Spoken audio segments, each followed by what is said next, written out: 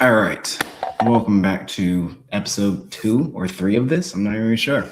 But we have a fantastic guest on today. Today's guest is someone that I not only experience respect for, but someone who leads and executes. For starters, she's a producer on a massively popular mobile game, Heads Up. And on this game, she's able to manage deployments, aligning teams, and shipping updates that reach millions of people.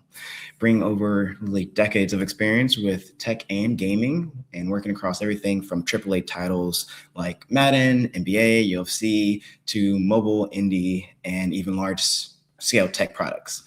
Her work spans beyond just games. It includes things like systems like Princess Cruise Line's Medallion class and helping scale a fintech unicorn from the inside. On top of that, she's led teams, build roadmaps, and managed launches while speaking at major events like GDC and Latinx game festivals. She holds a strong position within leadership, product, and execution. Today, we're going to be breaking down how she approaches networking, what it actually takes to lead a team and manage them effectively. Along with that, how AI is starting to impact workflows within our industry. So, Jessie, welcome to the show. Hello. Thank you. That was a fantastic intro. Thank you. Sounds amazing. Hopefully, I'm getting really good at these. I think I'm starting to like the intros. So let's me get an inside or outside perspective. I like these. Yeah. But awesome. How are you? I know it's early in the morning. I'm good. I got my coffee. I've already started working because that's what I do first thing in the morning is I don't just have my coffee. I have my coffee and I start working, before my team wakes up. So my team wakes up in California. First day yesterday is the first time I had a cup of coffee, like black coffee, nothing else. And it felt so weird. Like I got into espressos recently, but black coffee. Okay. It's been yeah, once you join the coffee realm, it brings there's all kinds of coffee. All kinds. I have like 4 or 5 different things.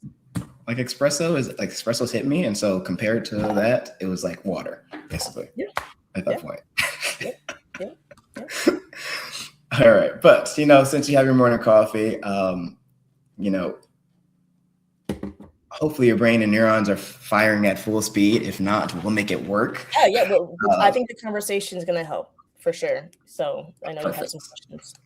Perfect. I do have questions because first things first is the reason why we're here is just being able to understand networking from a person like you's point of view, being able to understand, how you're approaching networking nowadays, because you're someone who goes after the people she's looking for, trying to get into the industry or being in the industry, get on different projects. That doesn't come with just, sending resumes online. It comes with actually getting contact with people and talking to people. So what does that look like for your process? Because the only reason for me being on this show is to learn from people I actually want to learn from. I'm not just here to talk. I actually want to learn what the process is. Yeah. And everybody's process when it comes to networking is different. I know sometimes people look at networking and they're afraid of it because they're like, oh my God, I'm cold talking or whatever. But I like to, there's always a lot of conversations with different people, what networking actually is. And it really is about relationship building. Honestly, at its core, right? Like we call it networking, but the idea is to build a connection within a certain group of individuals, of cohorts, and building a community around yourself that you kind of sort of not necessarily pick and choose, but surround yourself with people that you either know you can reach out to at some point, or maybe have access to groups that maybe you might not, and that might help you kind of sort of learn to get into that group. For an example I have is like for gaming industry.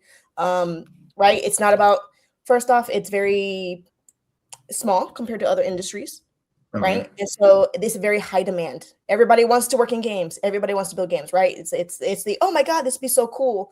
But the reality is that it's very difficult because of just the nature of the kind of work that we actually have to do. And you have to really know people in the industry to kind of get a connection. What do you mean by nature of what you have to do? Elaborate a little more. Kind of more on the game development side. So gaming, in my opinion, sits in a hybrid between tech, entertainment, and consumer products, right? Yeah. So you have tech is very, you have different kind of so there's a lot of layers in gaming that people don't see on the outside sometimes. And so networking allowed me, when I was trying to get back in, and even when I got in the first time, networking gave me that window to be able to sort of feel comfortable with the idea that I'll be able to be successful in this industry, especially since it's very complex, Yeah. working in it now, I realize, outside looking in, that there was a lot of things that I didn't realize actually needed to get done, or didn't realize that traditional training and traditional models for, like, for example, game production, or not necessarily, but project management into game production, there are different layers in there, right? It's not a one-to-one as you see in tech, which is very standardized. It's not as much in games. But networking allowed me the opportunity to do that. So when I first got into games at EA, actually somebody in there was the one who was connected with me very closely, and they opened the door for me to go in, right? And that Okay. came through connection. So how did you meet them? Was it just through people? Was it It through was through people, okay. actually, they actually worked with me in a company beforehand. And so they knew my work ethic. They got to know me, and I stayed connected with them when they left. And that connection, I continue to maintain that relationship with them Yeah. throughout, when it didn't matter where they went, because I had a lot of respect for them, and they were senior to me. They were somebody that I really looked up to, I admired. And then when they left, I say, hey, can we stay connected? We stay connected through LinkedIn. Um, and so when I had an opportunity to shift out, because the company I was working at um, they adjusted their operations team. And so unfortunately my role was eliminated. And so when I Yeah. was looking for a job, the network connection, when I was reaching out to my network, I use LinkedIn a lot for networking. She was one to say, hey, there's this opportunity here. I think you would be fantastic and great for this. Why don't we talk? And because I continued that relationship, she felt comfortable enough to get me that in and to EA. So I know one of the things when people say continue relationship or keeping the relationship alive, what is that? I know a lot of people talk about it, but what does it actually consist of? Like to me, again, I mentioned this on the Yeah. last episode, is that obviously I have friends, but building new relationships as an adult is obviously a little different, at least in the business world, of course. Being able to give value to other people is something that people don't really go into elaborate on, or their Yeah. experience. Yeah. They don't help other people experience that with actual tactical things. So what does keeping a relationship healthy or alive look like between your relationships that you're building with networking? Yeah. So I do two layers, or there's multiple layers. So there's buckets, because I like buckets. I'm very organized. My brain organizes. So I like putting, not necessarily putting people in buckets, but like I have like buckets of strategies for the different types of individuals that I like to connect with and how I want to connect with them. Okay. There's individuals that I try to connect with on a yearly basis. And what I'll do is say, hey, I want to give you an update. Why don't we do a virtual call, virtual chat? Like, how are you doing? How am I doing? And I kind of maintain that on an annual basis, because there are some individuals that, yeah, they're part of my connection and my troop, but there's like a long-term engagement, long-term building, right? They're not in my day-to-day. They're kind of like ancillary, where they're not in my area, or the needs are different and how I want to build relationship with them. So I'll connect with them on an annual basis. And so that could be anywhere from, like, maybe in the beginning of the year, or maybe if there's an event that they're doing and I was like, oh my goodness, like they're doing this event, how cool. I'll ping them and say, hey, I saw you're doing this event. Just want to check in and see how you're doing. Do you have time for a quick chat? So that way we can just catch up, right? I do a lot of the catch up conversations to keep the connection alive, but without also adding pressure and saying, like, on myself or the other individual. And again, opening the doors for them too. So that way they also know that if they wanted to chat, that I'm more than happy and more than open to have a conversation. And it's also making myself available to them. Because sometimes we struggle, like I do, right? I say we, but it's really, really me. I do struggle in sometimes asking for help. But when I put myself in a position when I'm offering for help, I tend to see a lot more relationship building coming my way, because I'm building comfortability in that connection by opening myself up to the things that I'm most comfortable with. Do you feel like people find value in being useful to an extent? Obviously, you don't want To to an over extent, right, ask or right, over. right. And the thing is, like, sometimes people approach networking or relationship building very transactionally. right? Yeah. And you feel that, you sense that when people are coming to you and they're like, I want to build connection because I want to try to get a job. You may not realize you're coming across that way. And I use that as an example. That's just one use case. Other things could be like maybe, I want to get an in somewhere else, right? Mm. It doesn't come off as authentic as you think it is because there is a transaction in there in your head. It's going to come out when you're having the relationship building conversations, right? But when you're building connections from a place of genuine, like, I do want to connect with you. I do want to ask you questions, but not just ask you, but I want to learn more about you. And again, the relationship building piece, people start to be like, oh, okay, cool. Yeah, I have a casual conversation, a casual coffee. People are comfortable doing that. I'm comfortable doing that because there's not that transactional pressure of we're trying to get something out of it. Now, if during Yeah. the conversation, right, something organically, because you've built a long enough relationship, you have the comfortability to kind of do some asks. I usually tend to do that with 2 or 3 or whatever, depending on the relationship and how we vibe, so to speak. Yeah. The relationship part will let you know just how much comfortability both of you have, both individuals, because it's a two-part thing, right? Like, you can reach out and Mm. you can open the doors, but the other person has to feel comfortable or be able to come into that door as well, right? Like, it's a table almost. You want to say that. So S- I can see the I'm wheels turning. processing. Yeah, Yeah, yeah, I'm yeah, yeah, yeah, processing yeah, because yeah, yeah. I know for me, maybe I'm not as much anymore, but it's definitely still in there. I'm definitely a transactional individual. Like, I enjoy just like a cut and dry A, B, let's get it done. Yeah. But I think that just came from not understanding how to communicate with people properly.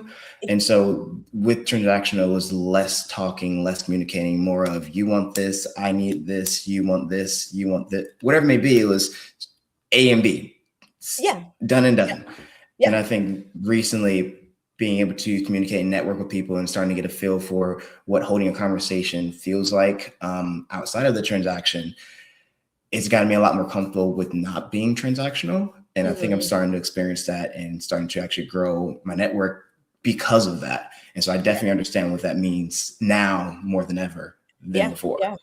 Yeah. And again, for me, we were talking about kind of strategies and tactics a little bit, and like I said, it's like opening room for the conversations to happen, right? Like, if Mm. they are able to create the space, I jump into that space. I'm like, oh, you're opening that door for me. Let me just go on in. You're telling me you're more than happy for me to reach out. Bet I got you, right? You're giving me invitation, and I am willingly going through that invitation and following through on that, right? With whether it's questions or stuff like that. And sometimes I do use a little bit of, like, not necessarily transactional, but like the questions as a way to open conversations, but without having expectations on a very specific outcome outside of for the relationship building, right? That first Explain a conversation I little had. bit more. An So, example. for example, like, when somebody says to me, uh, "Hey," again, they open the door saying, "Hey, if you have any questions, right, feel free to reach out to me," right? There is a little bit of a transactional aspect to that, right? Yeah, So I'll create a question, absolutely. right? I'll create the question to kind of uh uh again, like, my brain's like, follow through, um Preempt. is this, to take them on that offer, Mm. essentially. And then, yes, I start off maybe the transactional piece because, again, I'm taking advantage to a certain extent. Like, hey, you're offering me, then boom, I'm going to get you a question and we'll do that little transaction. But my goal is to shift it a little bit to create more of a conversation, right? And yes, I want to get the results. I want to get the outcome from that specific question. But my Yeah, ultimate goal is really less about the question sometimes and more about, okay, this is now an opening for me to build a long-term, again, long-term goal, right? Long-term, because transactional is very short-term. yeah, Question, outcome, question, outcome, right? But I'm like, how can I take this opportunity for the question to have a long-term outcome 3 or 4 steps away, right? So it gotcha. becomes a long form thing. Now, there are going to be situations where you're going to come across where some relationships or some networking, some communities will shift and change, right? I never assume that one connection or one relationship or a certain network is going to be the same over 5 years, 6 years, 3 months, 2 months, because needs are going to shift and change both on their side and my side. So Correct. it fluctuates, and it's really depending on, like, what my long term vision for myself is, what my goals are, what am I looking from my network, what am I looking for my community? Because at the same time, like say network, but what I really mean is my community, right? The people you're And I have building. communities for personal communities. I have communities for professional communities, which again, my LinkedIn is my professional kind of communities, but I don't always only use only LinkedIn. LinkedIn is the doorway. And I try to go into other groups, right? I use LinkedIn as an example, as a doorway to join communities like locally, right? Hey, here's a door to Oh. a local, for example, here in Raleigh, there is an IGDA, so International Games Developers Association group. Mhm. I meet people on LinkedIn, I meet people through these virtual community groups. They say, hey, we have a dev social. Hey, we have a association you can connect with, right?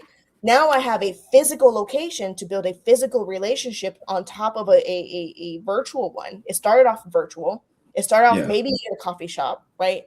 But now that I've been invited into a bigger group where I have now this connection and I can either expand or explore, right?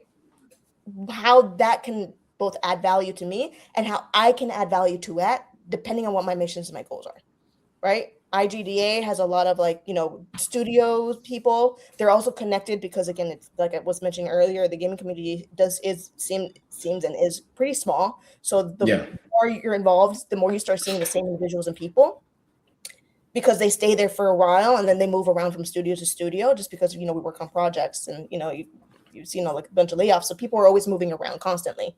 But that's how I use, like, again, the networking thing is again, how do I use this as a doorway entry point to build a relationship to continue seeing where locally I can build what's most comfortable, because I'm an in-person kind of things. I love virtual. I'm comfortable in I like virtual. in person. I You like in know, person for sure. I'm very comfortable in the virtual environments for the most part. Yeah. But I also know the value of the in-person connection to strengthen, right, and to solidify some of those relationships. And I'll do that too, where again, GDC, you mentioned GDC is a good example of that, right? GDC is a once in a year event. I build my virtual and my community first. And then now, like over past 2 years, compared to when I first went to GDC, this past year, now I had a opportunity to connect in person with people that I had been spending 3 months, 4 months, 2 weeks, 1 weeks, but I was very intentional who I wanted to Yeah. connect and meet up with when I was there. One, because it was And crazy and madness. There was so much stuff to do, but I was very intentional on who I really wanted to re-solidify or strengthen that relationship in person, whether it was through a coffee. Hey, can we talk about this in person? Oh, we have an opportunity. Are you going to be there? And then you creep this hype and excitement. And again, that connection, and you're like, yes, now we do this every year, but I'm broke. But you still so, but now it also gives you an entry point. Now you have an annual thing, an annual yeah. reason to continue building a long-term connection with somebody. Or maybe you connect with them in person. You're like, you know what? We didn't really vibe in person. Let's just, you don't have to tell them that. Doesn't need to be Depends on the said. relationship. Yeah. This depends on the relationship, right? It depends on comfortability level. But you can also make a decision and say, okay, is this really adding value to me and to the goals that I have? Right? Whether it's you want to move up in a company, whether you're trying to find a position at a new in the tech field or in the gaming, it doesn't matter what industry, right? Because I'm Yeah. using gaming as an example because that's where I'm at right now. But this Absolutely. applies to anyone, right? In tech as well.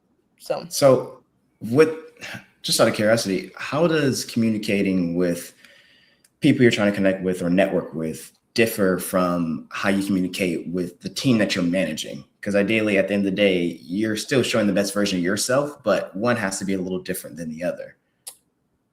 the When you're communication, leading, when you're trying to grow. it's again, it goes back to goals, right? Mhm. My goals and my intent and purpose on an external standpoint is very different from my goals on my team, right? I have a Okay. lot more control to a certain extent or not control depending on where I sit on a given team.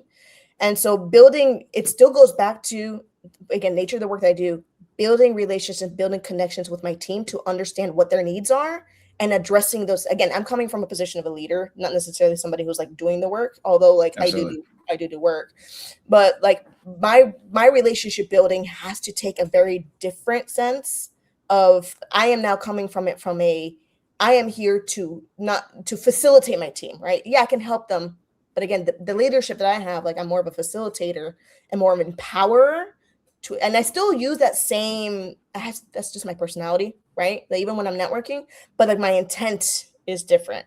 I have a project we gotta complete, right? It's not me. Yes, I'm held to a certain accountable for my piece of the puzzle, but Yeah. my role right now is to see the bigger puzzle and making sure the people are having the right resources, the right level of understanding, and that you were mentioning communication earlier, right? Like I have to communicate very differently, right?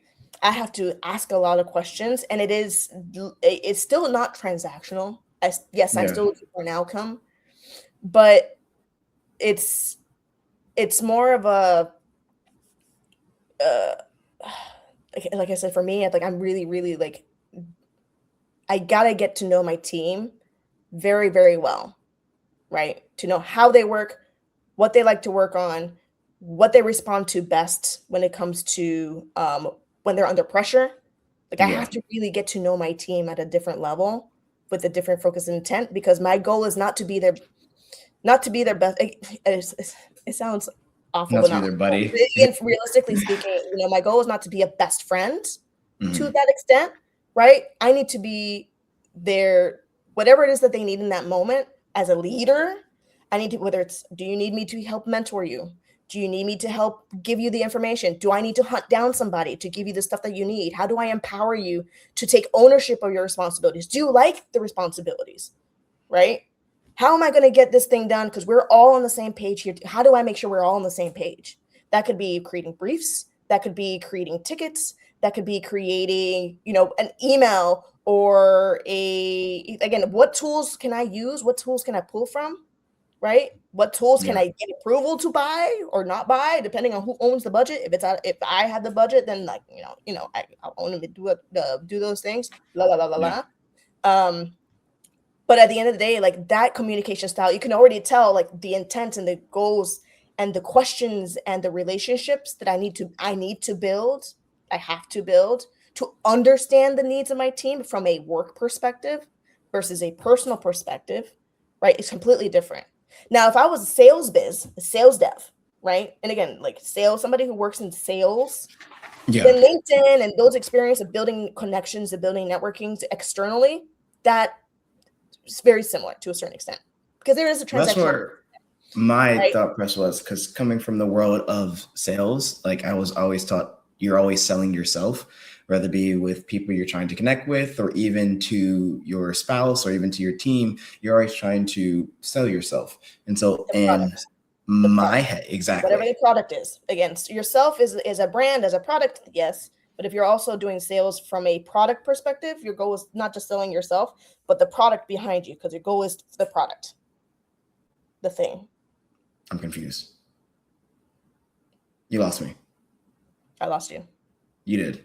I don't think we're talking about the same thing. Okay, carry on.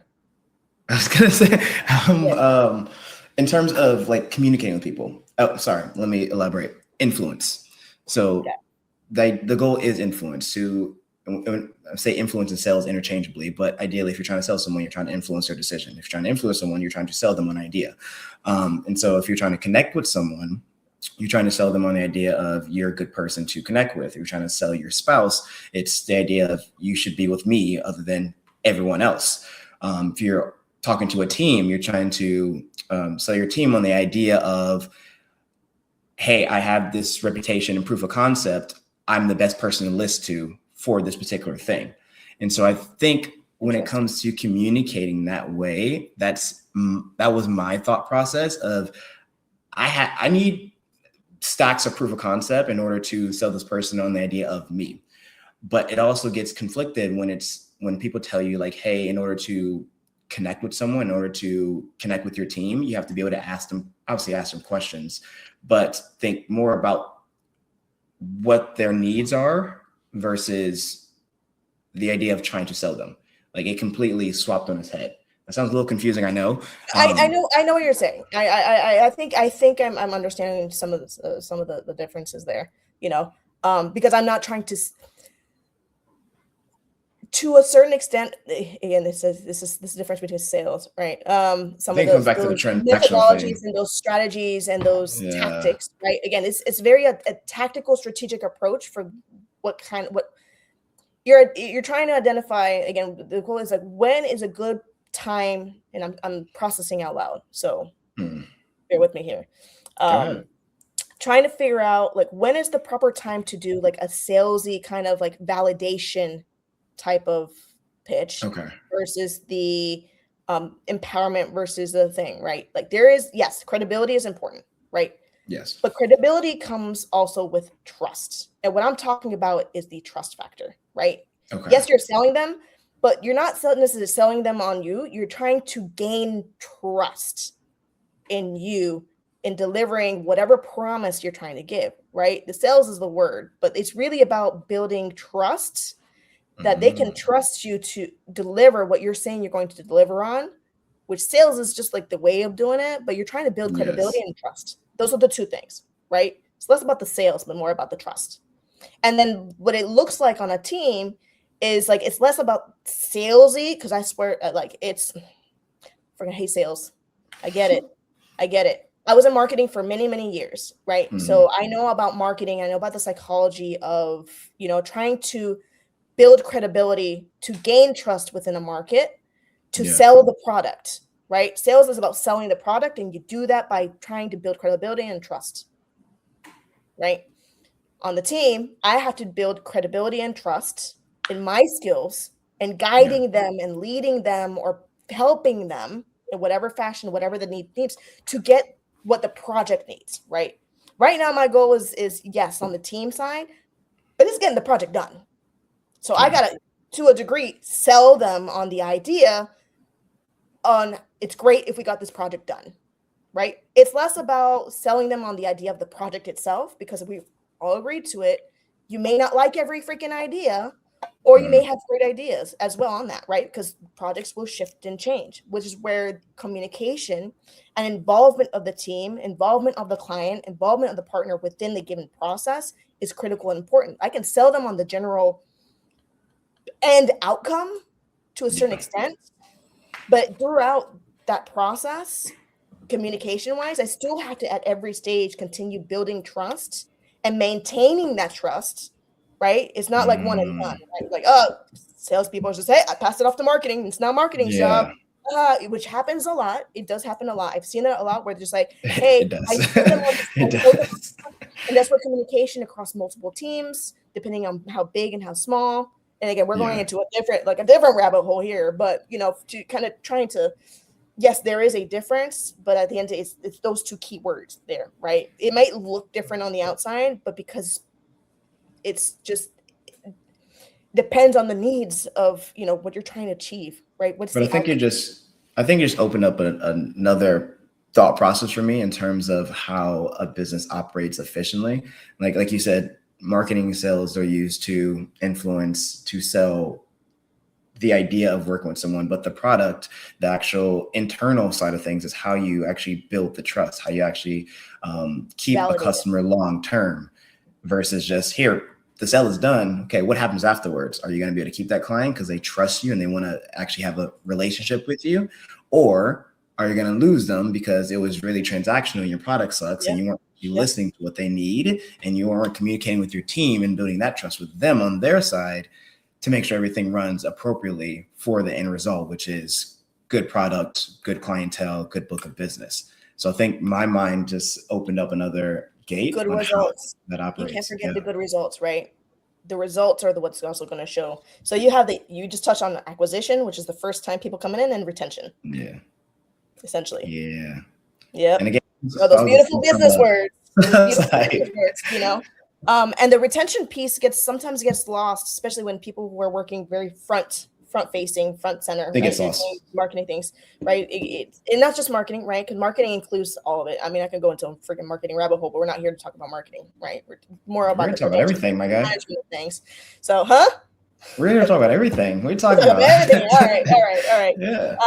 But it does get lost sometimes where you forget about the retention piece, or even when you're in the retention, you forget about the first people, right? So it's like a definitely a two-pronged approach, because the product really is core, right? It's not just the Yes. vision and the mission and the things and the selling piece. You can sell and make promises all you want, but the product, to your point, how do you validate this is good? Which could be like, you're testing, you're asking questions, you're building the Yeah. connection, not just at the first point of interaction. Again, it goes back to networking, goes back to, it doesn't matter, it's relationship building. First point of connection, how do you maintain that? How do you retain that? How do you continue that? And that's through the process. And then whatever it is you're trying to say that you're trying to achieve, with them, without them, for them, which is the retention piece.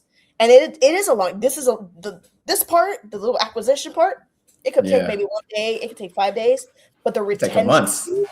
retention piece, Yeah. it is a circular experience, right? There's so many different points of interaction, and throughout any relationship, through any connection, through any client interaction, that you can lose the trust, you can lose people to a different, missions change, visions of the Yes. company change, vision of the product itself internally changes. So those little, possible, it could be friction points or it could be growth points, right? Depends on how you pan it out, and depends on how you work through it.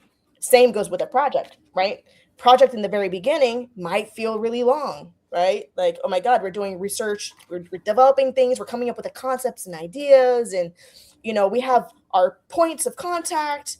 But if you don't, I'm like, we sold on this idea, great. Now we're trying to get into the development side. Now we're trying to plan this thing out.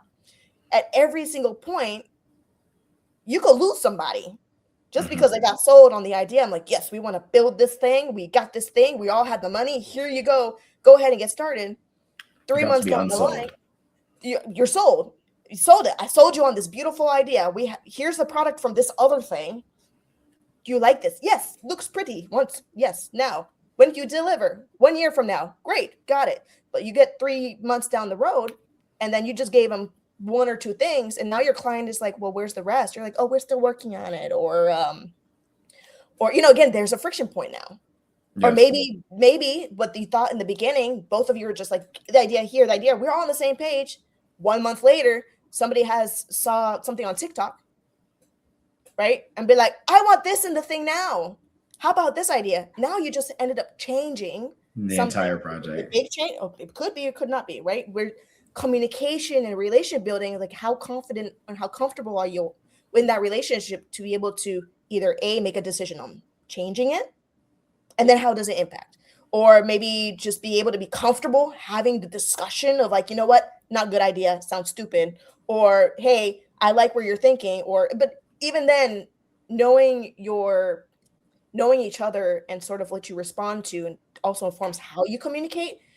Yes. So if you see a risk because you're the expert, or they see the risk because they're the expert, because again, it could be a two-way, they might be expert one, they can have the room and the space to have those authentic conversations, but also being respectful and mindful that the end goal is to do the thing that you said in the beginning that you were going to do. But at every point, that retention piece, shit could go wrong. Yeah. At every point. So with that, because obviously it's stressful for the person selling, it's stressful for the client, but at the end of the day, because you are in the middle, you're the product, I assume it has to be stressful for the team. So how do you communicate that through your team? Because obviously if they see you stressing, they're going to stress. If they see you panicking, they're going to panic. Yeah. And it's again, knowing, that's where it gets complex, and like there's 2 layers. You have to know how to communicate information both upwards and communicate information. When you sit in the middle, like for example, where I sit, like I sit in between I have multiple stakeholders, right? I don't just have leadership as a stakeholder. My team or the teams I manage are my stakeholders as well, right? To your point, I need to make sure that they are equipped and they're not stressed out because I need them to get shit done. Yeah. Right. And that's where knowing and identifying and being very good at identifying where those friction points are, or try to think ahead of time, but having the big picture becomes really critical. And it's an information flow, right? If I feel like things are changing upwards and I know something's coming down the pipe that could potentially affect something on the team, I will look at where the potential friction points are, and I won't arbitrarily. It depends on what the change is and how quickly it could come. Yeah. I because I know where the team is at on the project, I can see things. Then if I have the big picture project, I can first communicate upwards and say, hey, here's where I think there's potential right now, but I don't have an answer yet, right? I need to get with the team to give you, and again, I try to alleviate some of that pressure because I'm just, no, I already know we're locked in this point in time. But again, communication with my team is really critical for them to be able to let me know, are you working on this thing? How soon can you get this done? How much time do you have to get this done? I have this bookmarked here. Are you behind or are you on track? You're on track? All right, cool. Now I can make projections on what point it's going to alleviate, and we can make shifts and changes. And then whenever changes come from upwards downwards, I can be like, oh, okay, well, you know what? I'm looking at the roadmap right now. And I do see like in September, October, and February of next year, we might be able to slot this in around this time, which I think we should be able to. I don't make promises, right? Because again, that's where you get sticky. Once you say that you're going to do something, you get locked in. Not necessarily. You need to do it intelligently, because again, things will always change. Every project will change. You can lock things in, but it depends on the risk, right? The higher the risk, like again, fast changes are very risky. Changes that can come down later on in the pipe, it tends to, you can move those dates a little bit more, and you have a little bit. That's why sometimes, like, if something comes really fast, you try to give breathing room to the team to be able to, like, you know, like I always end up having buffer time. Okay. Right? I say for the team, hey, let's work on getting this done because I'm planning on approvals. I'm planning on shifts. I want to account for at least a week or 2 weeks. However the team dynamic is and what their approval process, because every team is different. There is no one-to-one thing because every project is different. Every team is different. Leadership styles are different. I don't know what a manager on this side is how long they're going to take to review how much they want to be involved in the project. So, you know, going back to the communication key wise, like how do I keep my team kind of like not stressed out? I have to know at every single point in time, and then make sure that I create buffers, make sure that I know how long they can do a project, and have a very, very strong understanding of the project completely, right? Where are the friction points? Where is the possibility of pressure to be applied? How comfortable are our leadership team in making and requesting pivots, right? Because there are some leadership that they're like, oh no, okay, you gave me the recommendation of when you think it'll be slotted in. I'm like, I love you. Thanks. I will come back to you. Do you need this tomorrow? Do you need this in 3 days? Or do you need this like, can we, is it okay if we come back next week on this and I can give you a better answer? Beautiful. Clients, chef's kiss, right? Yes, you're giving me the authority and ownership of being able to tell you this is my recommendation. You have other leadership, don't give 3 shits.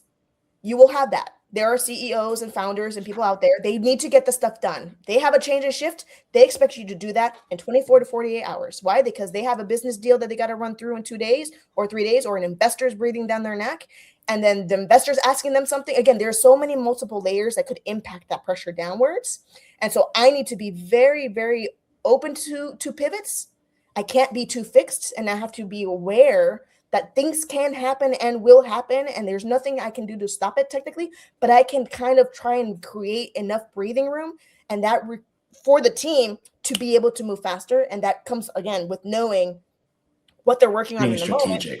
I have to be strategic. Have to think, and I have to think both short term and long term, right? Because I have to be able to make sure the team has room to make pivots, but I also have to be able to make sure to flag the risks of those pivots and be comfortable, have ownership, be a leader in those moments to make the calls I need to make, both upwards and downwards. So if I have to say, sorry guys, like I know we don't like doing this, but we need to get this shit done. What can we do as a team? Right? I don't like doing this. Like, no, Joe, you need to do this in 2 days. Sorry, it sucks to be you. Right? That's not the kind of leader I am. It could happen, right? People have worked on teams that's happened before. Sorry, this is your responsibility. I need you to do this in 2 days because the CEO's asked me for it. Nothing I can do to help you with that, right? Doesn't build a great relationship with the team to a certain extent. Sometimes it's going to happen, but again, if you have enough trust with your team that when those pivots have to happen, they can say it's okay. Like, you know what? I got you. We know Because you we built don't that really do this. trust over time. There's a trust there because they know that at the end of the day, this is one of those 1-time or 2-time scenarios that, you know what, all hands on deck. We got all hands on deck. Shit, there's an emergency. Oh, servers went down. I need you right now. Service went down. We need to get this back up and running in 2 hours and 3 hours. What can we do? I need you off this project. I need you off this project. We need to pivot. We need to make these moves. They're going to be more on top of it, more willing because one, there is some wiggle room, but they know that it's an emergency and it's not like an everyday freaking thing. Right. Yeah. So I know you mentioned buffer before, having buffer time, being able to put that into your schedule. What other kind of like tips and tricks, if someone was trying to become a project manager right now, would you recommend, or even just a leader right now, that you implement within your team that they could start to implement within theirs or want to implement?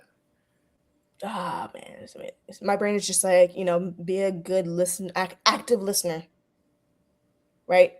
You have to learn how to actively listen. And I'm not saying actively listen, like listening from a position of like, give me your woes and worries, oh, give me the problems and I will try to solve them, right? My leader is like to help bring solutions to the table and identify solutions, but it's also to make sure the team has the room and space to also provide solutions because they're the experts in their roles, right? Yep. My job is not to be the expert in their role, at least as a project manager, right? We hired you for a reason. I want to make sure that I have trust in you, you have trust in me to give you the directions and the guidance and whatever, right?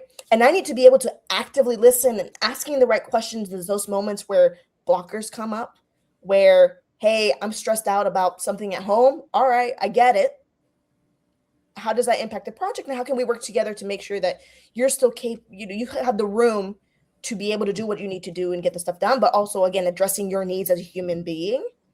And I need to be able to ask the right questions. So that way, if things need to get changed or modified or moved, we're both actively in conversation, but I'm still listening, right? I'm not listening from a position of trying to solve the problem. I'm listening from a, how can we kind of, what's the word? Like I said, like I'm more of an empowerer, right? Like I have solutions, I have recommendations and stuff like that. It would be very easy for me to come up with a solution myself.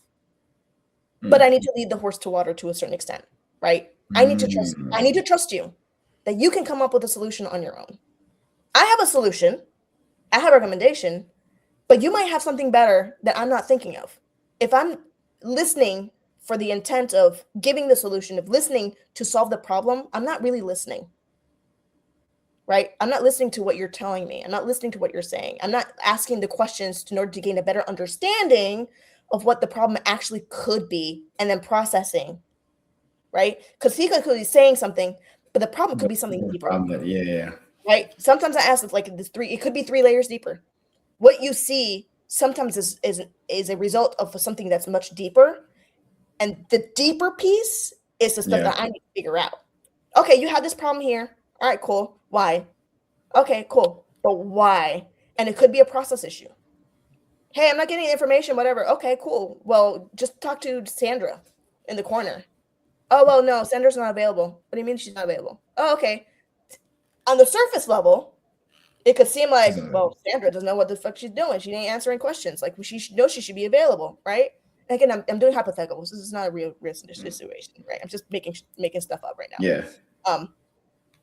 Then I'm like, all right, cool. Like, do you want me active listening? Hey, okay, I see you have this issue. Do you want me to go ahead and, how can I best help you in kind of this? What is it that you need? I see you have this issue. What is it that you need, right? I could have been easy, like, hey, do you want me to go ahead and talk to Sandra for you? That might not be the thing. It's like, you tell me, how do you want me to best kind of help you? But I don't want to offer it right away because, again, they might have something in their heads, and then sometimes people need to. So would you say you're training them how to think independently? Because that's what it sounds like ideally. Yeah. They are the experts in their roles. They know what their needs are more than I do. I can assume. I can make guesses. Once I know my team pretty well, I can make some pretty good educated guesses. Sometimes even before things happen, I'm like, I think this is going to go this way. Been there, done that, that comes with understanding and listening and knowing the team at a very, very core, that base level. Yeah. And so like, and it could be, again, you know what, okay, they can come back with, I think talking like this actually helps. Why don't we keep talking through this, and then we can come up, I can give suggestions of what you think, based on what you know. I'm like, no, let me know, like, how does this help? All right, well, I'll keep asking you questions. Okay, this. And then it could be, and maybe a point where maybe they had a ticket that they weren't responding to on the ticket. Oh, okay, you're talking about the ticket, not necessarily through Slack, not necessarily by email. They're responding by email, they're responding by Slack. Yeah, but the ticket says that they're supposed to be responding to the ticket. I've done this before where I'm just like, they're not on the ticket. Why the ticket? They're sending me emails and they send me Slacks, but I need it on the ticket, right? I get frustrated about these other two friction points because like, this is the process, this is the thing, but it could be on their team. They're used to communicating by email. They're used to communicating. So maybe on that team, maybe sales versus marketing versus whatever, versus development, maybe on their team, this is a new process for them. They're not used to going into a ticket and asking questions on a ticket when it's much faster to go over to your desk. I'm sorry, that takes too much time. I'm just gonna walk over to your desk and ask you the questions. Right? That's a process issue. Right? And also it's an order operations issue, because if there's a ticket and there's a process for a reason, why are you skipping around and going and bothering my team? But you don't know that until you actively listen and ask the right questions to kind of really identify what the problem could be. Yeah. Right? It could impact the project, right? And it goes back to, hey, why are these processes, why are these things in place? And then going back to like, what is a good tip and good thing? Once you become a good active listener, and then you start realizing and knowing how to solution and knowing your team, it's difficult to actively listen. You're gonna tell me, like for me, oh dear God. Yeah. Listening is because I wasn't really a talkative person. And so listening is something I had to get really good at. But for me, I was always solution oriented, like you mentioned earlier. And I was listening for the intent of, all right, how do we fix this? Like there needs to be a solution. And it paid off in some ways when it came to people who actually wanted a solution. But sometimes I realized some people didn't really want a solution. They just want to be heard. They just want to be listened to and allowed them to process their own thoughts by themselves. And if I jump the gun and like, hey, here's a solution, one, I'm training them to always come to me for the solution, but also two, I'm never allowing them to think for themselves and be able to just vent and get their ideas out and get their thoughts out without someone trying to push an idea or thought in their process. And so I think nowadays I just take a step back and like, before the conversation starts, do you want a solution or do you want me to listen to you so you can process it? See, I don't even do that. Do you? I don't even say that. I give them the space in the room to tell me what it is. You're better than I am. You're better than I am. Remember, I've been doing this for a while, right? I used to do that. I burnt myself out very, very quickly because I am a very solutions oriented. Let's get this thing done. I need this shit tomorrow. We need to solve this problem. But the we is actually more me. Learning as a leader, learning the difference between what's impacting your ego, learning what's impacting your perception of like your success, and how does a team impact your vision for yourself as a successful leader, right? And how do you kind of separate that a little bit, and then just really, really make the we a we conversation versus a me conversation, right? Because sometimes we try to listen, but from a position of like, oh, this is going to impact me as a person, and I want to help you. I want to do this. So as soon as you catch yourself being like, I want to do this because I want to make sure this project for us is doing this, like the I versus we statement, sometimes like we use the word we, but we really mean me. Right? And it takes a lot of self-reflection and a lot of hard pivots and hard lessons and being able to take feedback. I still struggle with this sometimes where my nervous system reacts defensively when certain feedback is given in a very specific way. Yeah. Just because historically over time, you start learning and start making assumptions, and again, assumptions can kill, right? You cannot, like, especially when the projects and things, you can make assumptions all you want, but that's not fact and that's not reality, right? The onus is making sure, like, how do you validate the assumption? Assumptions and hypotheses are great, but the goal for a project, you need to validate. And that comes with facts. So how do you get to the point of validation, right? And the validation doesn't necessarily come from you. It could come from the client. It can come from the person. How do you get the validation from them? Hey, this is what you need. I can make assumptions. I assume you need to either talk or you need to a solution. But what if there's 2 or 3 other things that you're not even thinking about? You've already gridlocked yourself into 2 when there could have been 5. Instead of allowing the conversations to happen, those with brainstorming, right? When you go into a team and you're trying to brainstorm for a product, brainstorm for an idea, a vision, new company, new freaking company name, right? You come in with a pitch. I got 2 great ideas. Here's these 2 ideas.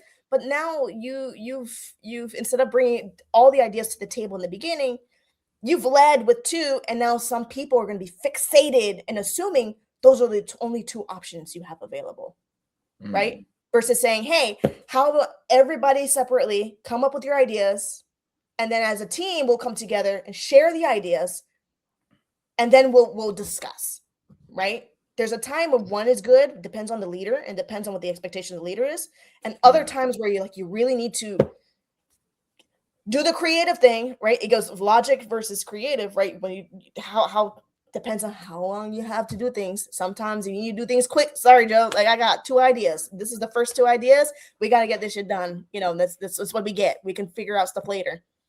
Have you heard of the I don't want to say it's a mantra, but it's the idea or thought process of leader versus manager. And the idea is that a manager is good with people. They're good at managing and understanding how each moving piece works and how that operates.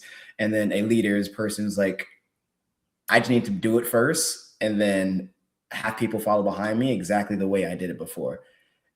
And who says that the leader? Sorry. This is just what was said. Yeah. And I think listening to it, the thought process was there's just better people. There's individuals who are better at people skills and individuals who are better at just technical skills. And to try to combine those is a very difficult task. And I think I've been very much head focused. I have to do it. Let me get it done. And if you want to follow behind, that's fine too. Yeah. But obviously there's another side of it, which you have to understand the people who are behind you, listen to what their needs are. How can they make you grow as a whole versus just by yourself? But I mean, it also touches on the idea of if you want to go fast, go alone. But if you want to grow big, do it together. Yeah. And I think the idea, if you want to get bigger, you're going to need people. And I think right now I'm realizing that you have to have people. A product is successful because of the people behind it. 100%, right? The people have the ideas. The people have the creativity. The people are building the thing. People are the core of every product, everything, whether it's 1 person, 3 people, 5 people. And as a leader, I don't like leading from the front. I like being a shadow because that's just how I am. I'm a shadow, right? I like to lead from the side. I will be in the front. You need me to be in the front. What do you need? Or what do you not need? Or what do you don't realize you need, right? If you need somebody leading from the front because that is what's going to help you get us to a certain point, you know what? For this piece, let's go. I will make myself, I don't like being in the front. I don't like it. I hate the spotlight. Hate it.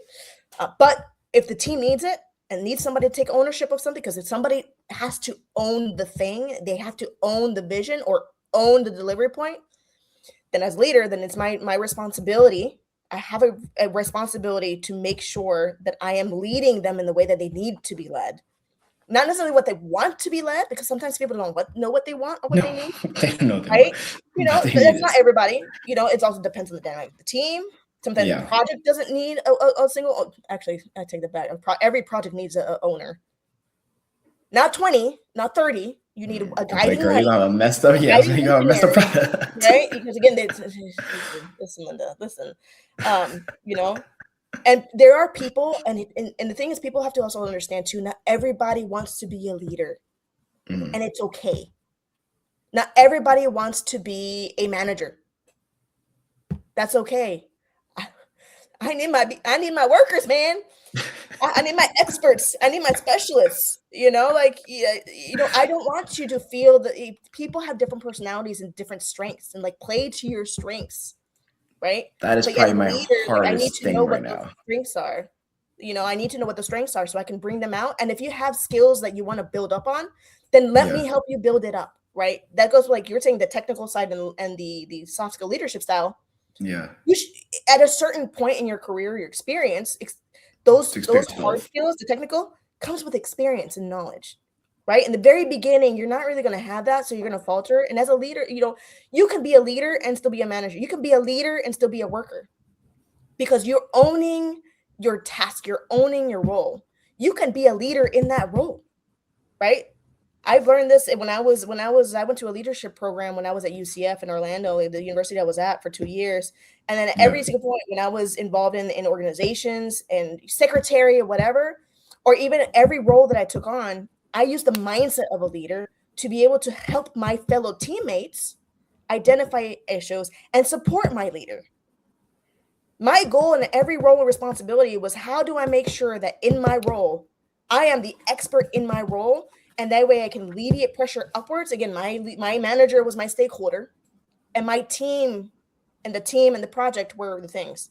So how can I use a leadership mindset in whether I was just a content manager or I was just like writing copy for like the stupidest thing in the world, which I did. It wasn't stupid. Like I like copywriting, so I say that, but it was the mindset I had. I'm like, how can I listen to my fellow teammates and alleviate stress, whether I was working with my creative, my artist, or working with my web developer, because the three of us were a team. We were a collaborative team. I was not their owner. I was not their manager. I was not this. But how can I be a leader within myself in order to help us as a group? And if they're not comfortable making decisions, if they were not comfortable with asking questions, how will I volunteer myself as tribute for any chopping blocks at this point to get us the answers and get us to where we all know that we needed to be, and also put pressure or ask questions? And then same thing with my managers, right? My goal was always to be like, how can I be your right hand person? Not necessarily because I wanted to a certain extent, right? But because I knew I need you to be my leader. You have this role as my manager. You have this role and responsibility.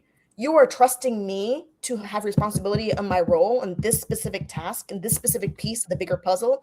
I need to trust you, but I need to be able to be the leader in my tasks. So that way you feel comfortable enough in me and my skills to get the shit done. And if you need my help on something, sure, I'll volunteer. So you want me to go into the Moz and Jaws of the CEO land over there because you don't have the bandwidth, you don't have the support as a manager?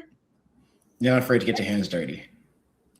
There are times that and it's also identify when you should and shouldn't too, which is a hard lesson I learned over time, right? Yeah. I always ended up trying to like do the leadership things, but reality is like I ended up adding too much on my plate because I got really good at what I did. So they gave me responsibilities more than what I should have been doing, and I would burn myself out just because it's the nature of who I am, right? So you also have to be but that goes with when you're a leader, that balancing act of like managing stakeholder expectations and team expectations and project expectations becomes really critical. You cannot, not that you cannot afford to burn out, but you need to be able to recognize that risk of burnout, not just for yourself as a leader for your team, but also for your team and also for your stakeholders. Because at the end of the day too, like they have skin in the game as well. Whether or not you agree with it or not, or whether you do agree with it or not, it doesn't really matter. Because again, you agreed to the project, you agreed to take on this role. So now it's your responsibility to make sure that the outcome is the best, the most successful outcome that you can, get at the end of it. Even if there's a shitstorm in between, right? You're like sailing the ship, and then all of a sudden your mast falls over, or it gets all crooked. You got to figure it out. You got your crew on there. But you're trying to get this into harbor. You got to, why? Because you got cargo that your stakeholders want that cargo. They want it there in 2 days. You got a storm and a tornado out there. Some shark is just flying over. You're just like, what did this come from? You don't even know. Your team is trusting you to get them there. And I say this jokingly, but it's really not jokingly. Sometimes it feels like that, And as a leader, you end up being put into chaotic water sometimes, and you have to navigate this. And then it comes with also like learning yourself as a leader, learning yourself and what are your capacities, what are your skills, what are your strengths, what are your weaknesses, what are you going to be really good at? If you can't manage the thing and you're trying to sign up for it, then you better have the onus on yourself to build those skills, to be able to do the thing, right? Or let them know. Find people who can. Or transparent and say, hey, you know what? Honestly, there's a gap here. I think we could onboard somebody, an expert in this, that will help us get this stuff done faster. I don't have to know all the answers. If I know all the answers, we got a problem, because that means I'm making assumptions. I'm the smartest person in the room in the wrong room. You know? Love it. Yeah. Well, Jess, I've learned a number of different things from you today. One being, you got to be able to assess and recognize risk. You got to be able to listen to your team and recognize what they need versus what's just going to make you more successful. And a number of other things I took notes on that, obviously, I'm a big note person when it comes to learning from someone. But I do one more question for you as we wrap up here. And that's, if you were, knock on wood, obviously, if you're on your deathbed and you were to leave one message or one thought with anyone else who's listening, whether it be your kids, a stranger, a family member, a friend, something that you think they should know, or one thing that they should take away from life, what would that one message be? I think it would be, get comfortable with making mistakes. A lot of people say it's like, don't be afraid of mistakes and whatever. Fear is okay. Fear is good. It shows you there's opportunity for growth, and also it teaches you about yourself a lot. And so it's about getting comfortable with it. Like almost, I wouldn't say I would say embracing it to a certain degree, right? But we're human. And no matter whether you're a leader or you have experience, you're always going to be making a mistake. And if once you're comfortable with the idea and concept that it's okay to be human, right? You don't have to be perfect. Perfect is a bar that we try to give ourselves. Sometimes our vision of perfection is sometimes really, really things. So we're going to stumble and make mistakes as we work towards that goal, work towards that path, trying to make pivots. The pivot could be a mistake. So you got to be comfortable and be okay with that, because that just ends up allowing you the opportunity to actually grow. So yeah. I love that. Jessie, thank you. All right. And we'll wrap it up there and close it off. Jessie, I do appreciate you, and I hope you guys have a fantastic day. See ya. We do the same thing. Bye.